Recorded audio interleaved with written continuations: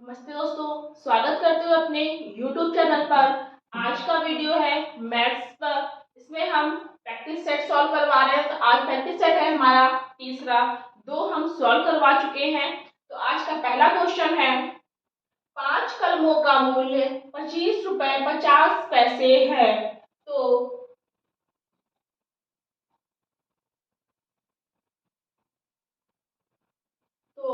यहाँ पर 4 कलम होगा। 4 कलमों का मूल्य बताओ। जब 5 कलम हमको 25 रुपए 50 पैसे के मिल रहे हैं, तो 4 कलम हमको कितने रुपए के मिलेंगे। तो ये दो तरह से लग सकता है। एक तो हम चौके के हिसाब से लगा सकते हैं क्वेश्चन, या फिर हम एक तीर से, एक नियम जिसको यूनिटरी मेथड कहते हैं। तो हम दोनों तरह से देखेंगे कैसे क्वेश्चन सॉल्व होगा। आंसर दोनों में ही सेम आएगा। जब 5 कलम हमको मिल रहे थे 25 रुपए 50 पैसे के, पहले हम एक नियम से, ज्योमेट्री मेथड से देख लेते हैं कैसे करेंगे।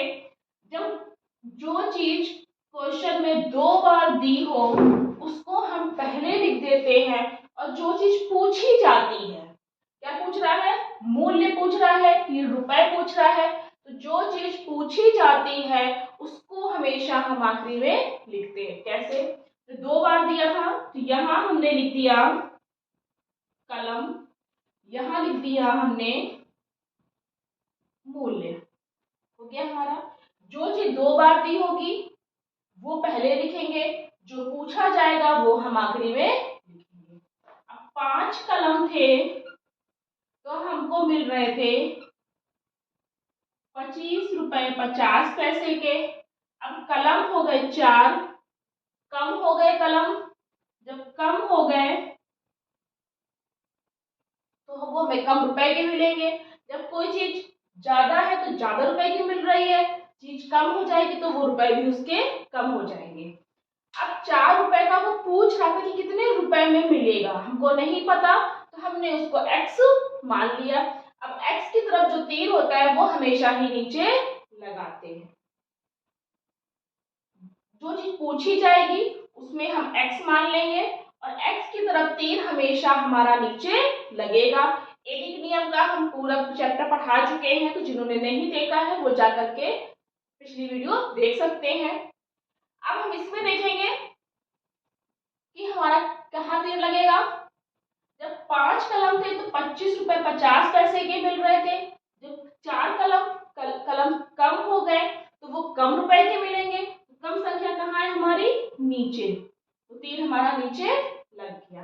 अब तीर नीचे होता है तो संख्या पलट देते हैं। अब अगर तीर ऊपर है तो संख्या वैसे जैसे लिखी है वैसे ही रख देते हैं। अगर तीर ऊपर होता तो 5/4 हम ऐसे ही लिख देते। अब तीर नीचे है तो हम 4/5 कर देंगे। तीर नीचे है x बटे 25 रुपए 50 पैसे। फिर तीर नीचे है, संख्या पलट जाएगी 4/5। यहाँ हम करते हैं सॉल्व। x बराबर, x इधर ले आएंगे हम, 4/5 गुणे 25.50, ये हम इधर ले आए, काट देंगे। 25, 5 एकम 5, 4 0 0, 4 एकम 4, 4 पंचे 20। तो 20 रुपए 40 पैसे के वो 4 पेन जो हैं वो हमारे हो जाएंगे। इसका आगे किससे, एक नियम से, यूनिटरी मेथड से। अब हम बताएंगे चूकी से कैसे लगता है। जिसको जो सरल लगे, अगर हमको तीर से सरल लगता है एक नियम से तो ऐसे सॉल्व कर सकते हैं, और अगर इसे नहीं समझ में आ रहा है तो जो चूकी से लगाना चाहे दोनों से लगा सकते हैं, जिसको जो सरल लगे। अब हम लिखेंगे, ये होता है हमारा चूकी का निशान, ऊपर 2 बिंदी और नीचे 1 बिंदी। 5 कलमों का मूल्य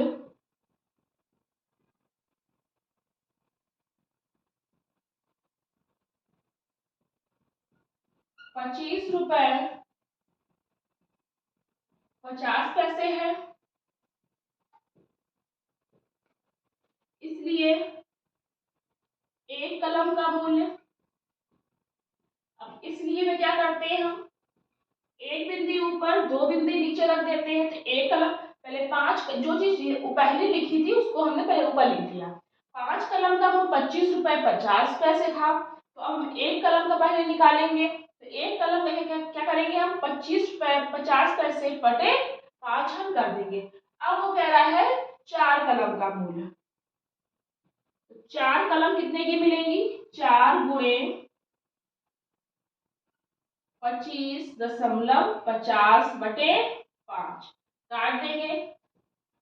5 एकम 5, 5 25, 5 एकम 5 गुणा करेंगे हम। 0 4 एकम 4, 4 पंचे 20। तो 20 रुपए 40 पैसे हमको उसमें भी आंसर आया था, इसमें भी आंसर आया था। अब हमको जो सरल लगता है वैसे ही हम क्वेश्चन को सॉल्व करेंगे। इसका आंसर हमारा होगा 20.40, 20 रुपए 40 पैसे। इसका आंसर हो जाएगा हमारा बी। जिसको जिस तरह से आंसर सही लगता है क्वेश्चन सॉल्व करने में, उसी तरह वो सॉल्व करेगा। चूंकि के हिसाब से लगाना है तो उससे लगा सकते हैं, एक एक नियम से लगा सकते हैं, जो सरल लगेगा उससे हम लगाएंगे। इसका आंसर होगा हमारा बी ऑप्शन। सेकंड क्वेश्चन है, 4 आदमी एक काम को 3 दिन में पूरा करते हैं। एक आदमी उसी काम को कितने दिन में पूरा करेगा। 4 आदमी है, उसे तो उस काम को 3 दिन में पूरा कर रहे हैं। तो एक आदमी उसी काम को कितने दिनों में पूरा करेगा। 4 आदमी की बात हो रही है। आदमी अभी हमने बताया इससे पहले क्वेश्चन में कि जो चीज 2 बार दी हो उसको हम पहले लिखते हैं और जो चीज पूछी जाए उसको हम बाद में लिखते हैं। तो क्या कह रहा है, आदमी, अगर आदमी 2 बार दिया हुआ है, 4 आदमी काम कर रहे हैं और एक आदमी का पूछ रहा है, तो जो चीज पूछी जाती है पहले लिख दिया हमने। अब वो कह रहा है कितने दिन में करेगा, जो चीज पूछी जाएगी वो हम आखिरी में लिखेंगे। तो यहाँ पर हमने लिख दिया दिन। अब 4 आदमी काम कर रहे हैं 3 दिन में, तो एक आदमी कितने दिन में काम करेगा नहीं पता हमको, तो हमने x मान लिया और बताया था हमने x की तरफ तीर हमेशा हमारा नीचे लगता है। अब 4 आदमी काम कर रहे हैं तो 3 दिन लग रहे हैं।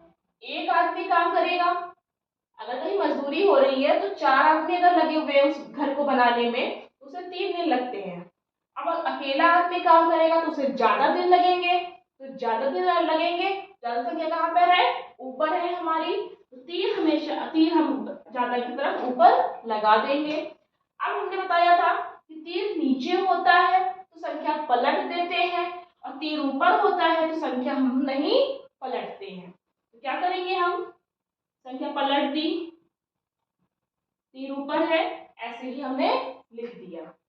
अब क्या है, x बराबर 4 बटे 1 गुणे 3, x बराबर 4 तिया 12, 12 दिन हमारा आंसर आ जाएगा। कितने, कौन सा होगा हमारा, सी ऑप्शन 12 दिन। थर्ड क्वेश्चन है, 7 किलोग्राम चावल व 5 किलोग्राम गेहूं एक का मूल्य 126 रुपए है। यदि 1 किलोग्राम चावल का मूल्य 13 रुपए हो तो 1 किलोग्राम गेहूं का मूल्य बताओ। अब 7 किलो चावल और 5 किलो गेहूं हम एक साथ ले रहे हैं, 7 किलो चावल और 5 किलो गेहूं, तब हमको 126 रुपए देने पड़ते हैं। फिर कह रहा है कि यदि 7 किलो चावल और 5 किलो गेहूं हम लेंगे तो हमें 126 रुपए देने पड़ते हैं। फिर वो कह रहा है कि यदि 1 किलोग्राम चावल हमारा 13 रुपए का है तो 1 किलो गेहूं हमारा कितने का होगा, किसमें, इसमें से। कैसे निकालेंगे, पहले हम यहां लिखेंगे 7 किलोग्राम चावल प्लस 5 किलोग्राम गेहूं,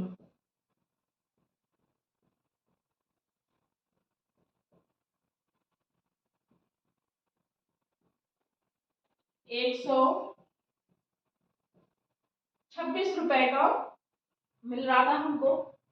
अब वो कह रहा है 1 किलो चावल,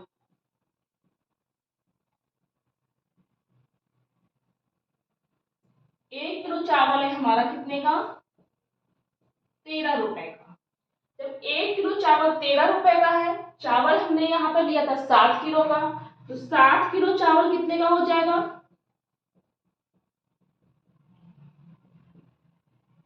91 रुपए का हो जाएगा। अब जब 91 रुपए क्या हो रहा है हमारा? ये चावल हो गया। अब वो कह रहा है कि 1 किलो गेहूं कितने का था, तो 1 किलो गेहूं के लिए क्या करेंगे हम? गेहूं था हमारा, लिया हमने कितना? 5 किलो गेहूं। तो पहले हम 126 में से 91 रुपए माइनस कर देंगे, तो हम पता चल जाएगा कि वो गेहूं कितने का था। तो 126 में से 91 हमने माइनस कर दिए, तो 6 में से 1 गए 5, 12 में से 9 गए 3, तो 35 रुपए का जो था वो गेहूं था कितना? 60 किलो। 60 किलो गेहूं वो था हमारा कितने का?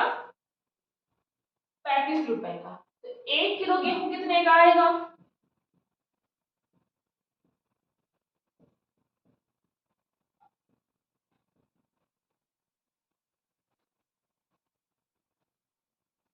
तो 5 किलो गेहूं था ये,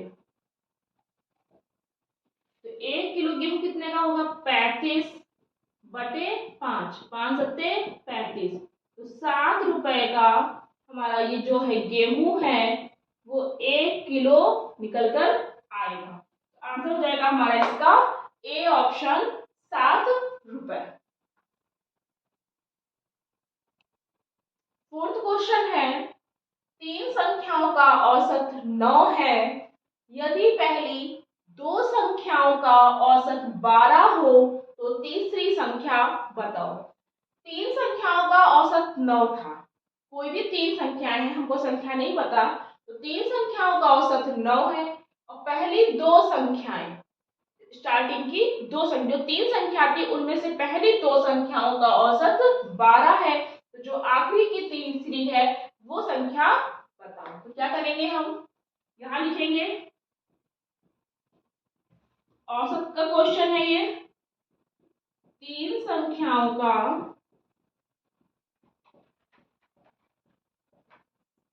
औसत कितना है हमारा? 9 है। अब हमने बताया था कि जहां पर भी जब हमने औसत पढ़ाया था, एवरेज पढ़ाया था, तब हमने ये आप लोगों को बिल्कुल क्लियर किया था कि जहां पर भी औसत आए वहां पर क्या करते हैं? हम गुणा कर देते हैं। तो 3 संख्याओं का औसत 9 है, तो 9 27 हो गया। अब वो कह रहा है पहली 2,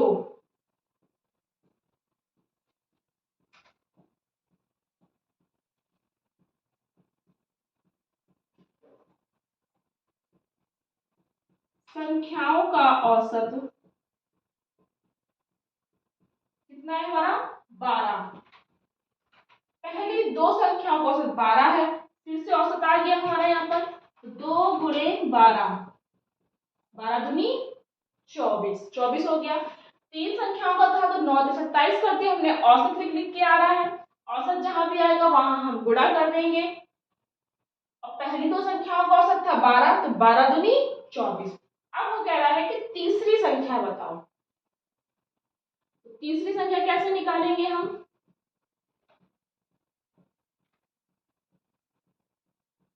जो कुल योग था इसमें से हम 2 संख्याओं का जो औसत था ये निकाल देंगे, तो आंसर आ जाएगा हमारा 3। जो तीसरी संख्या है वो हमारी 3 होगी, तो जो पहली दूसरी है वो कोई और होगी। अगर हमको निकालने को कहेगा तो हम निकालेंगे, हमें यहाँ पे निकालने के लिए नहीं कह रहा है। जो 2 संख्याएं हैं वो कौन सी है, इसका आंसर हो जाएगा हमारा ए ऑप्शन। फिफ्थ क्वेश्चन है, एक कक्षा के 30 बच्चों की औसत आयु 10 वर्ष है, यदि अध्यापक की आयु भी सम्मिलित कर दी जाए तो औसत आयु 1 वर्ष बढ़ जाती है, तो अध्यापक की आयु क्या होगी? ये भी औसत का ही क्वेश्चन है, तो जितने भी अभी क्वेश्चन आपको सॉल्व करा रहे हैं वो सभी क्वेश्चन पहले आप लोग सॉल्व करेंगे, आंसर निकालेंगे, फिर देखेंगे कि इन चारों ऑप्शन में कौन सा ऑप्शन आंसर हमारा आएगा और फिर उसके बाद में अपने नीचे इसको मिला लेंगे। एक कक्षा के 30 बच्चों की औसत आयु 10 वर्ष है, तो यहां हम लिखते हैं 30 बच्चों की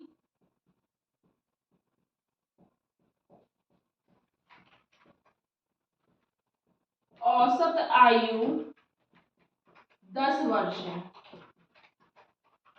अब फिर से औसत की बात कर गया तो हमें गुणा करनी पड़ेगी, 30 गुणे 10 300, या वर्ष हम लिखेंगे। क्यों लिखेंगे? यहाँ पर औसत आयु 10 वर्ष थी, आयु नहीं थी। अब 30 बच्चों की आयु हमारी निकल गई 300 वर्ष, यहाँ पर औसत आयु थी 10 वर्ष, अब हमने आयु निकाली तो वो हो गई हमारी 300 वर्ष। अभी आप इसको हटा देते हैं, आखिरी में पूरा लिखेंगे। फिर उसके बाद वो कह रहा है यदि अध्यापक की आयु भी सम्मिलित कर दी जाए, इसमें केवल बच्चे थे, अध्यापक नहीं थे, तो 30 बच्चे पहले से थे, अध्यापक भी आ गए। यहाँ पर लिखते हैं हम क्वेश्चन को, अगर हमारे पूरा लिख कर करेंगे तो कभी गलत नहीं होगा। अध्यापक की आयु, अध्यापक के आने पर, शामिल होने पर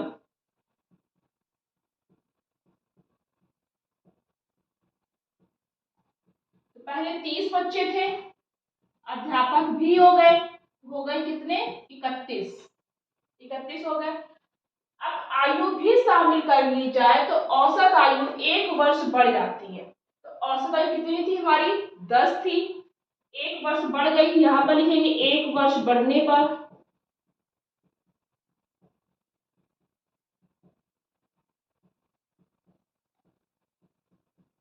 दस प्लस 1 तो कितनी हो गई? 11 वर्ष हो गई। अब वो कह रहा है कि औसत आयु 1 वर्ष बढ़ जाती है तो अध्यापक की आयु कैसे निकालेंगे? 31 की और 11 की हम गुणा कर देंगे,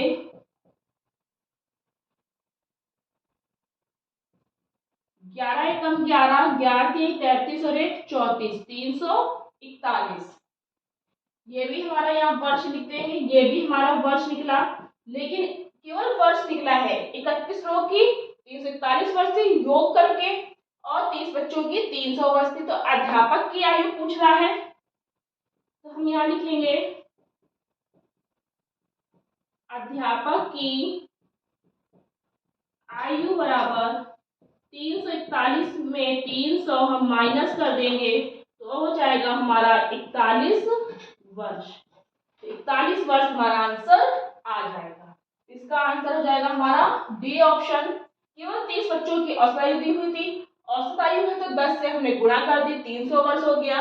अध्यापक की आयु भी शामिल कर रहे हैं तो 30 प्लस 1 31 लोग हो गए, अध्यापक भी आ गया तो आयु भी 1 वर्ष बढ़ गई। 31 की और 11 की गुणा कर दी तो हो गया हमारा 341 वर्ष। अब अध्यापक की आयु पूछ रहा था तो क्या किया, 341 में 300 माइनस कर दे, 41 वर्ष हमारा आंसर आ गया।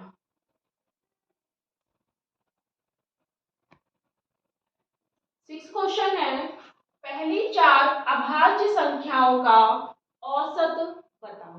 पहली 4 यानी कि शुरुआत से, स्टार्टिंग से जो अभाज्य संख्याएं होंगी 4, उनका हमको औसत बताना है। तो पहली 4 क्या होंगी? तो पहले हम लाइन से देखते हैं, 1 से स्टार्ट करते हैं हम। जब हमने नंबर सिस्टम पढ़ाया था, संख्या पद्धति, उसमें हमने बताया था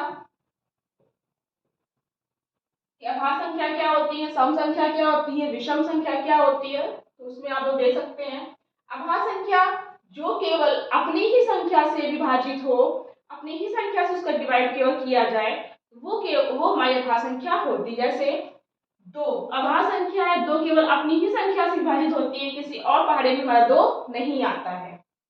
3, 5 और 7, इधर 11, ये 2, 3, 5, 7, 11 ये ऐसे अंक हैं जो केवल अपनी ही संख्या से कटते हैं, किसी और संख्या से नहीं कटते हैं। अब पहली 4 बोला है तो 1, 2, 3, 4 इसको तो हम छोड़ देंगे, हमें लेना ही नहीं है। 4 हमें सम संख्याएं ले लेनी, अभाज्य संख्या सॉरी। 2 तो औसत कह रहा है 3, 5 और 7। यहाँ लिखते हैं हम अभाज्य संख्याएं।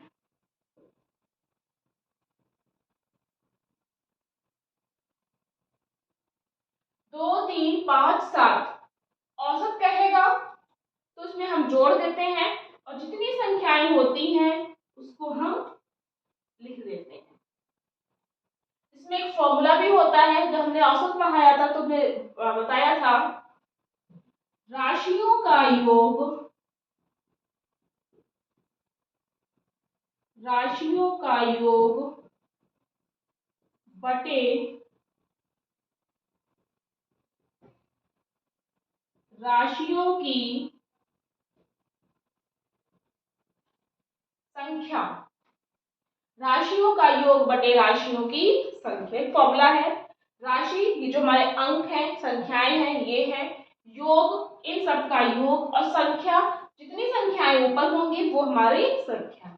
तो अगर क्वेश्चन आता है तो हम इसको फॉर्मूला लगा करके भी कर सकते हैं। राशियों का योग बटे राशियों की संख्या, सबका हम योग कर देंगे, जोड़ देंगे। 7, 5, 12, 12, 3, 15, 15 और 2 17 बटे 4। योग 4 संख्याएं हैं तो 4 से विभाजित कर देंगे। अब वो कह रहा है औसत 4 चौको 16, 4 सही 1 बटे 4 इसका औसत हमारा निकल आएगा। तो कौन सा आ जाएगा इसका हमारा बी ऑप्शन। बस हमको ये ध्यान रखना है कि इसमें अभाज्य संख्याएं कौन कौन सी होती हैं। तो एक हमारी अभाज्य संख्या नहीं होती है, एक हमारी विषम संख्या होती है। अभाज्य संख्या हमारी 2 से स्टार्ट होती है, 2, 3, 5, 7, 11, 13, 17 ये अभाज्य संख्याएं होती है। जिसका आंसर हो जाएगा हमारा 4 सही 1 बटे 4। 7वां क्वेश्चन है हमारा, एक स्कूल की परीक्षा में 35% छात्र फेल हुए, यदि कुल 260 छात्रों ने परीक्षा दी हो तो बताओ कुल कितने छात्र पास हुए। अब ये प्रतिशत का क्वेश्चन आ गया हमारा, तो हम सॉल्व कैसे करेंगे। एक स्कूल की परीक्षा में एक एग्जाम था स्कूल में, उसमें 35% छात्र जो है वो फेल हो गए। फिर उसके बाद में कुल जो बच्चे थे, जो कुल छात्र थे वो 260 बच्चे थे। 260 बच्चों ने एग्जाम दिया था, उसमें से 35% जो थे वो फेल हो गए। तो वो कह रहा है कि कुल कितने बच्चे पास हुए। तो परसेंटेज जो प्रतिशत होता है वो हमारा 100 का होता है, हमको पता है। तो यहाँ पर हम पहले 100 में से माइनस करेंगे कि कितने बच्चे पास हुए हैं। तो 10 में से 5 गए 5, 9 में से 3 गए 6, तो 65% जो पास हुए हैं और 35% जो थे वो फेल हुए थे। 35 फेल हुए, 100 में से माइनस कर दे, 65% वो बच्चे पास हुए थे। अब कुल बच्चे जो थे वो हमारे कितने थे 260। अब हम क्या करेंगे, जो बच्चे पास हुए हैं उसका प्रतिशत 260 बच्चों का, तो 260 गुणे 65 प्रतिशत है तो बटे 100 हम कर देंगे। 0 0 कट गई, 2 एकम 2, 2 3 6, 2 पंचे 10, 5 एकम 5, 5 तिया 15, 13 के 13 गुणा 13 में करेंगे तो 169 169 हो जाएगा। तो 169 जो छात्र थे वो हमारे पास हुए थे। ये होगा हमारा आंसर। अब यहाँ पर क्या है, 169 छात्र पास हुए, ये हमने क्या किया था, जो फेल थे फेल को हमने माइनस कर दिया तो पास का परसेंटेज निकल आया।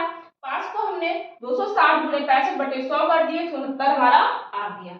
अब अगर हम यहाँ पर माइनस ना करते तो क्या करते, 260 गुणे 35 बटे 100 ये हम कर देते। जीरो जीरो कट गई, 2 एकम 2, 2 3 6, 2 पंचे 10, 5 एकम 5, 5 सत्ते 35, 13 सत्ते 91। अब हमने यहाँ पर फेल बच्चों का परसेंटेज लिखा था या प्रतिशत हमने, तो ये बच्चे जो हुए वो कौन से आए थे, फेल। 31 91 छात्र जो थे वो हमारे क्या थे, फेल थे। यहाँ हमने पास का प्रतिशत लिखा था, तो पास वाले हमने संख्या प्रतिशत को हमने संख्या में निकाल लिया। अब यहाँ हमने फेल को लिखा था, तो हमने फेल को प्रतिशत को हमने संख्या में बदल दिया। अगर ऐसे नहीं कर पा रहे हैं तो एक ये मेथड है हमारा और एक वो मेथड है। अब हम क्या करेंगे, 260 में से हम 91 को माइनस करेंगे, तो 10 में से 1 गए 9, और जब 15 में से 9 गए 6, 169। अब हम यहाँ पर पास का भी हम निकाल लेंगे। 260 में 91 हमने माइनस कर दिया, तो 169 छात्र पास हो गए। अब हमको ये सरल लगता है तो इससे कर लेंगे, ये सरल लगता है तो इससे हम कर लेंगे। आंसर आ जाएगा हमारा ए ऑप्शन, जो हमको सरल लगेगा उसको हम कर लेंगे। तो अब इस सब क्वेश्चन अभी हमने सॉल्व किए, इसी के आगे हम और टॉपिक के क्वेश्चन लेके आएंगे, आपके प्रैक्टिस पेपर सॉल्व कराएंगे। तो ये थे आज के कुछ क्वेश्चंस। अगर आपको ये वीडियो पसंद आई हो तो प्लीज लाइक करना, शेयर करना और चैनल को सब्सक्राइब करना। Thank you.